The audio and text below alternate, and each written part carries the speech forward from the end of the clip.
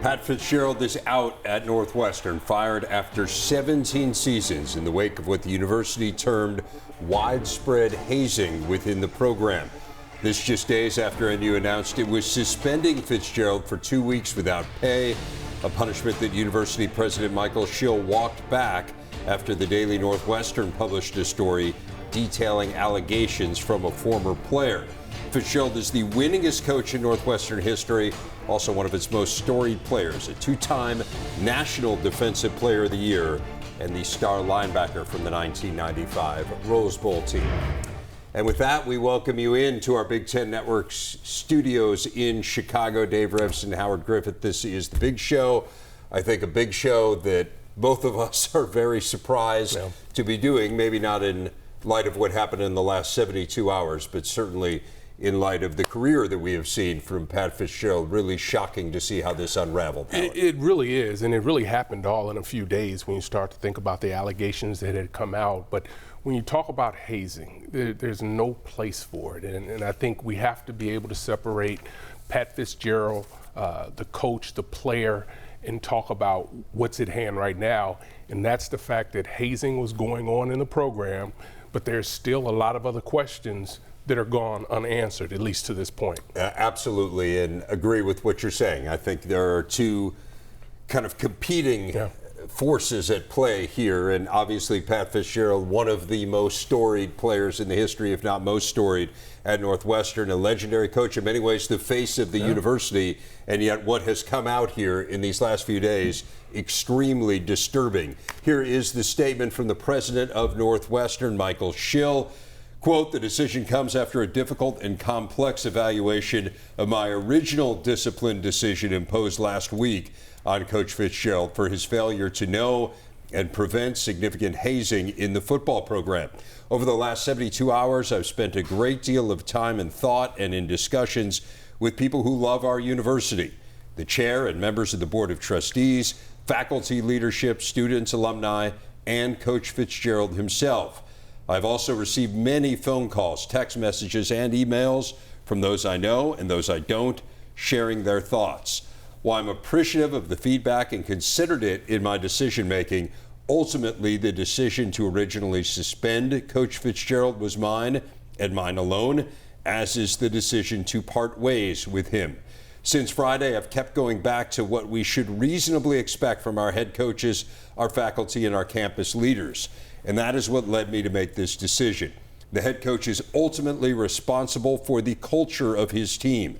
The hazing we investigated was widespread and clearly not a secret within the program, providing Coach Fitzgerald with the opportunity to learn what was happening. Either way, the culture in Northwestern football, while incredible in some ways, was broken in others.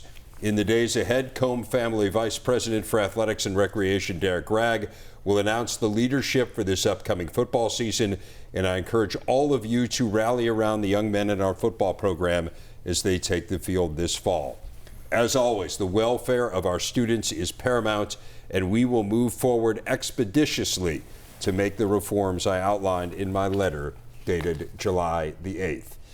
Lots to unpack there, Howard. Just first of all, big picture reaction, and you kind of touched on it a little bit, but I think it bears going a little bit deeper into. You know, Pat Fitzgerald was always fond of saying, hey, it starts and ends with me as the head football coach, and I feel like that was somewhat reflected here in the decision that Michael Schill made, that ultimately the responsibility lies with the head coach. Right, and the report indicated that maybe he didn't know. And when you talk about the president, he felt like originally, he probably made his decision because he wasn't quite sure what Pat Fitzgerald knew. But here's the challenge that we have. None of it's acceptable. Yeah. Young people come to your university, and the parents, you have daughters. Yeah. I have sons, and when we send them off to college, whether they're in athletics or not, we want them to be protected. And clearly, some of these families' children were not protected. And as Coach Fitzgerald has always said, it starts and stops with him. You have to know what's going on in your program, and because there are just too many things that can go wrong, can go awry. And that's why I think as we continue to get some of these questions answered as we move forward, there's a lot of responsibility here. And I think that responsibility doesn't just lie with Coach Fitzgerald. So we'll need to know what else took place in this program. Howard, I think most people who are watching the Big Ten Network have probably at least seen some of the daily Northwestern's reporting on this story, if not read all of it. And so you got details, probably more detail than you wanted, frankly, on what was going on. And again, you see the timeline. Friday was the announcement of the suspension, and Fitzgerald saying he was unaware of the incidents. And then that daily Northwestern report came out on Saturday, and that really changed everything. When you read that, and again, I understand there is some dispute. The players are pushing back and saying maybe it was mischaracterized or exaggerated. I get it. But again, the university said there is evidence of hazing, that it was clear that that was going on. You read some of the stories of what this entailed. Yeah. What were your thoughts as someone who's been in a lot of locker rooms? I've been in a lot of locker rooms. I've watched a lot of practices. And one of the things that I've observed in my time through high school, college, professionally, and then having an opportunity to spend time around our Big Ten programs, it's not the entire program, it's not the entire team, but you can always point to teams that lack leadership. In my experience, when you have hazing going on in your locker room and on your team, that speaks to the leadership. Now, that leadership changes each and every year. It's a totally different team. So I'm not painting this with a wide brush. But when you have poor leadership, because if you had good leadership, they wouldn't allow this to happen. There's no way some of the things that we have been reading in those reports would have been happening with good leadership. And again, ultimately, it's his job to know. Absolutely, because somebody knew. Yeah. Right. And I know we talk about locker rooms and they talk about that being a safe place for players, and this is the players' area, but there are a lot of other people that get to walk around in the locker room. Yeah. And that's what's so disheartening about this story, is there were other adults that probably could have intervened. Disheartening is a great word for it. It is very, very sad what went down on a lot of levels, and there are a lot of people whose lives were damaged by what happened here, and it involves players and it involves the coaches and the families, and really sad to see. Certainly a very difficult day, no doubt, at Northwestern, and plenty more on this story to come here. We're going to speak with Chris Vannini from The Athletic, who has covered it in depth here over the last few days, get his take on how Northwestern handled the situation involving its football team. Back in our coverage here, the firing of Pat Fitzgerald. More on the hazing investigation at Northwestern, a 6-month independent process. 11 current or former student athletes acknowledged ongoing hazing. That, according to President Michael Schill today. It involved forced participation, nudity, sexualized acts of a degrading nature in clear violation of school policies and values. Again, they said it was well known by many in the program. No credible evidence at this point that Pat Fitzgerald knew about it himself.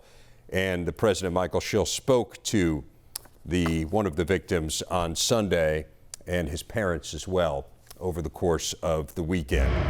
Chris Vannini, been covering this story for The Athletic.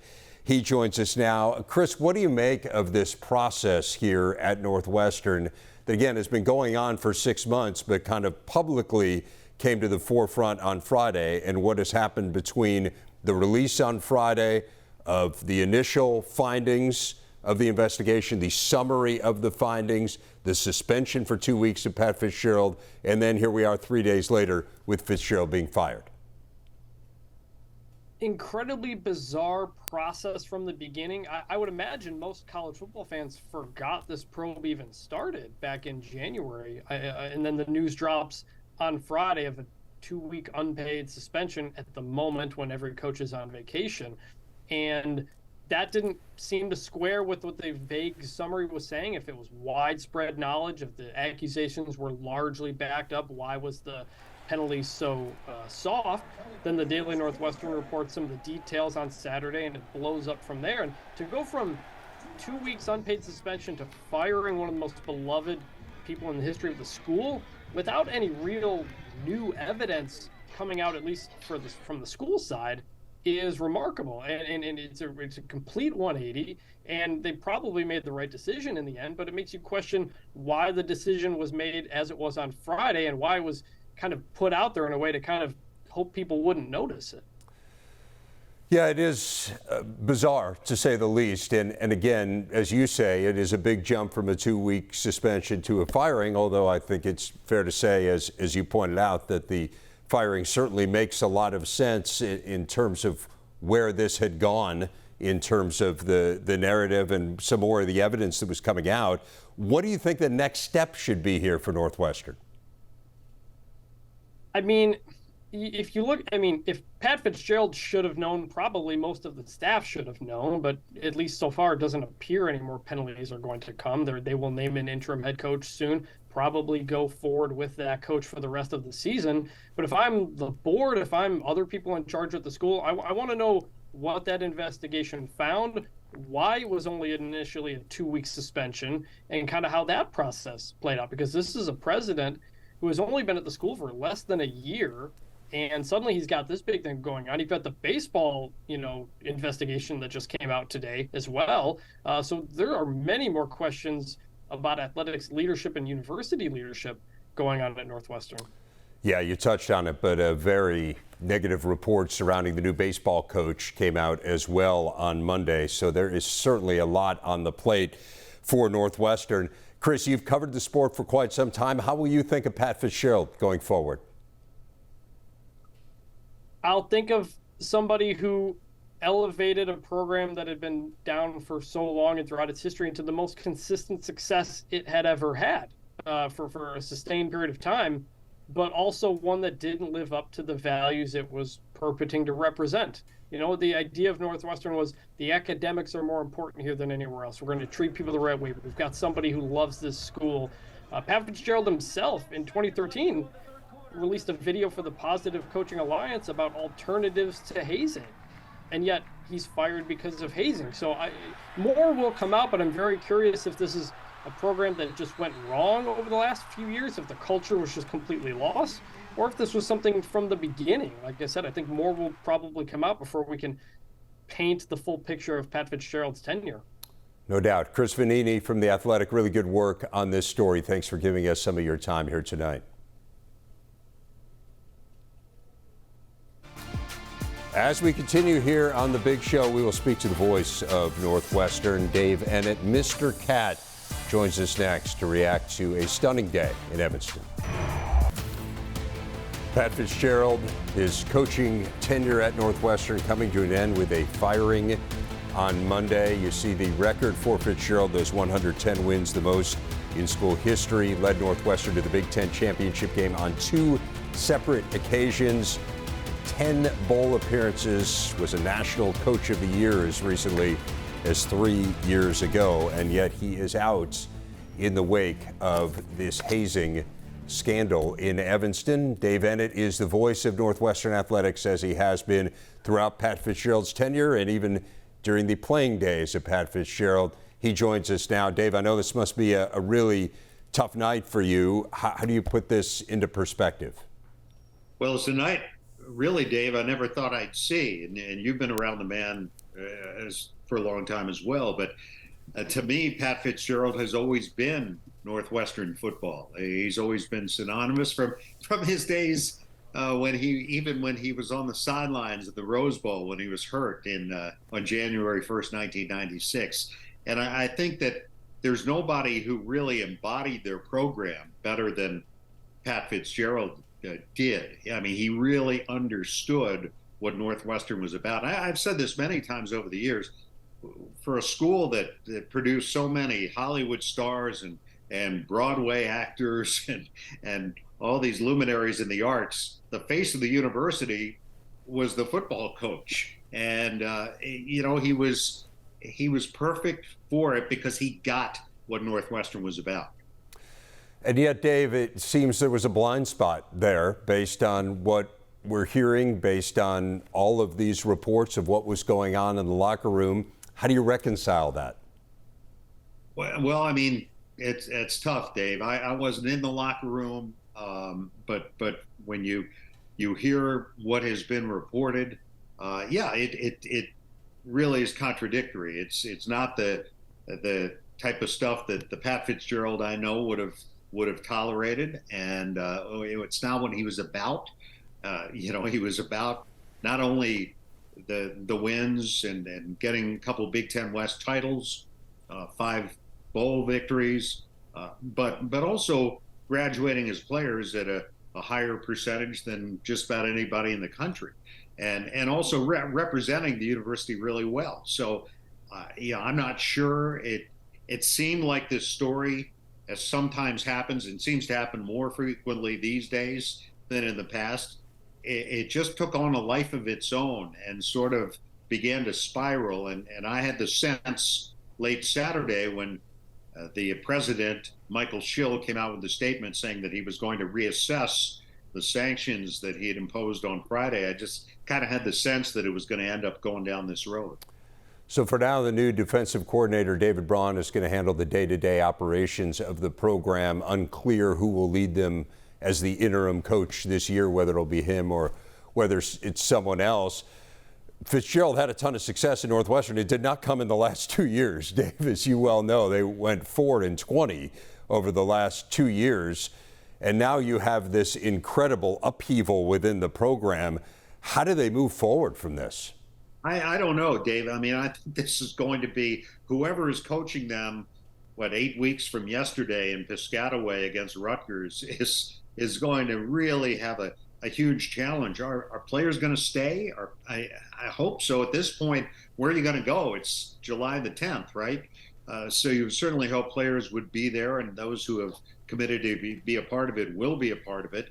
You had some transfers come in because they were going to play for Pat Fitzgerald. So I can't imagine what's going through their heads. I can't imagine what David Braun is thinking tonight. I mean, here's a guy who was hired to be Fitz's defensive coordinator, and now all of a sudden, apparently he's going to be in charge of the football team day to day. So they have a lot of tough decisions to make. But I keep going back to the 2006 season, which was Fitz's first, and as you well remember, I can't imagine a more difficult situation for a head coach to take over a team that after Randy Walker's sudden death right at the end of June, and Fitz came in with just about the same amount of time to get that team ready to go play its opener. And this is a different situation, but at the same time, you're wondering what's going to galvanize these guys, because I can't imagine what they're thinking right now, and I'm sure the emotions are running wild around this football team. Dave Eanet, the voice of Northwestern sports, thanks so much for lending us a few minutes of your time and, of course, your insights as well. All right, you bet, Dave. We'll wrap things up here next on The Big Show. We'll talk to Bruce Feldman from Fox Sports. Howard rejoins me as well. Again, Pat Fitzgerald out as the head coach of Northwestern. His accomplishments as long as those of any player who's worn the purple and white, winning the National Defensive Player of the Year, part of 2 Big Ten championship teams, 1995, the breakthrough season, 96 as well, won more games than any Wildcat head coach, 10 bowl appearances and 2 appearances in the Big Ten championship game. Bruce Feldman of Fox Sports joins us now. Bruce, you have been in the media for a long time. You've dealt with Pat Fitzgerald for a long time. What do you make of how all of this played out? It's very surreal, Dave. I mean, he would be one of the last coaches I would expect in college football to end up getting fired in this way. I mean, it was, a couple of years ago, he was named the president of the AFCA, the Football Coaches Association. He has been a spokesman, for football, for the Big Ten, certainly for a high academic institution. So it's to me, it's stunning. I know you had Chris Vannini on earlier in the show, and he brought up that clip of him back in 2013 talking about hazing in that way. and alternatives to it and team building and different things of that nature. To see him go down this way, especially the way it unfolded. You basically had a Friday news dump, and there was very little information that came out other than he was getting suspended for 2 weeks at a time when he's going to be on vacation. And then it just snowballed, from there. And I mean, it's a very surreal time right now. Bruce, you deal a lot in coaching searches. I don't necessarily expect you to give us names, but if you would, that'd be nice. But what should Northwestern be looking for in terms of the characteristics of its next coach? The crazy thing is, I would say they would be looking for the guy on paper who sounded a lot like Pat Fitzgerald. Yeah. And it's somebody who has worked at a high academic institution. I think it is somebody who is the guy who understands about development and team building. But at the same point, obviously something went awry here. I don't know, one of the first names that came to mind when I thought about who they may look at down the road, it would have to be, I don't think it's going to be this year. They'll have an interim and they'll finish the year. That hasn't started yet. I don't know if it's a guy like Willie Fritz, who's at Tulane, who has done a really good job, and he's now at a high academic school, and he's been at a bunch of places. I don't know if they would look at Matt Campbell, who obviously has been in that Big Ten footprint growing up in Ohio and has done a really good job at Iowa State. I'm trying to think of, I think it'd be hard to expect somebody to leave a Group of 5 program to go to Northwestern at this point. But I think it's going to be a really interesting search because, as we talked about a little earlier on the show, you have a baseball scandal that seems to be brewing right now at the program. That's a lot on a relatively new AD and a very new president. And so what is the dynamics that a coaching search is going to play out in the middle of this? I mean, we haven't heard anything from Pat Fitzgerald to this point, and I suspect that there's going to be probably more stuff on both sides of this that are going to come out. It is a very messy situation that I think is only going to get messier for a little while. Pat Fitzgerald reportedly met with the team earlier tonight, a very emotional meeting, as you would expect. Bruce Feldman, thanks a lot on short notice here. Appreciate your time. Thanks, Dave. Howard, we got a couple minutes left here in this last half hour of talking about this. What's kind of popped into your head? Just how fast this happened. We talked earlier in the show about Pat Fitzgerald really being the face of what Northwestern stands for. And to think that over the last 48 hours, this storied institution has been, dragged through the mud. Yeah. And that is very concerning. But they can bounce back, right? No one person is bigger than the university or bigger than the organization. And it's going to be hard. You asked about what that next coach is going to have to be able to do. And this is not going to be an easy job. It just isn't. And you think about looking forward to divisions going away. This is going to be a difficult job, but not a job that coaches aren't going to want. They just have to know that they have the security and the time to build the program the way it needs to be built. Because now you don't know whether those players are going to stay. You just have no idea. So you're going to have to spend some time recruiting the kids that are there. The interim coach or whoever's in charge is going to have a tough job ahead of them. But at the end of the day, these kids are going to want to go out and play, and they're going to want to continue to get that great education from Northwestern, and they're going to continue to move forward. Yeah, it's a place I think that people who are associated with feel so strongly about, and that's why, as you say, they haven't seen the institution drag through the mud here in the last 72 hours, some of it by their own doing, frankly. Yeah. And so now how do you begin to put the pieces together? It's not something that's going to happen overnight. That's for sure. It isn't, but they will get through it. Yeah. They will. Yeah. Howard, good stuff. Thanks again for coming in here tonight. Thank you so much for watching us here on The Big Show on the Big Ten Network. I'm Dave Revson. Take care.